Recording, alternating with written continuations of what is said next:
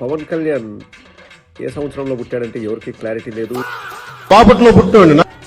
నేను పల్నాడులో పుట్టాను, మర్చిపోతాను. ఎక్కడ పుట్టానో నాకు తెలియదు. బందర్లోనే పుట్టారు, గుంటూరులోనే పుట్టారు. ఎవరు కూడా కరెక్ట్ గా చెప్పరు. సరే, అటు ఇటుగా ఒక 60 ఏళ్ళు ఉంటాయనుకుందాం. ఓకే, పవన్ కళ్యాణ్ ఏం చెప్తాడు తరచూ? నాకు అనుభవం లేదు, చంద్రబాబు అనుభవం రాష్ట్రానికి ముఖ్యం, అందుకే అతనే ముఖ్యమంత్రిగా ఉండాలి అంటాడు. అలాగే మనకు కూడా పోల్ మేనేజ్మెంట్ తెలుసా? ఆర్గనైజేషన్ బలం ఉందా? సంస్థాగతంగా పార్టీకి పోయిన తెలుగుదేశం పార్టీలతోటి మనం పోటీ పడగలమా? ఇక్కడ అందరికీ నవ్వు తెప్పించేది, జన సైనికులకి షాక్ కలిగించేది ఏంటంటే, చంద్రబాబు నాయుడు తొలిసారి ముఖ్యమంత్రి అయినప్పుడు అతని వయసు 45 సంవత్సరాలు. 45 సంవత్సరాలకు చంద్రబాబు ముఖ్యమంత్రి అయితే 60 ఏళ్ళ పవన్ కళ్యాణ్ నాకు అనుభవం లేదు అని చెప్తారు. ఉండాలి, గుర్తుపెట్టుకోండి.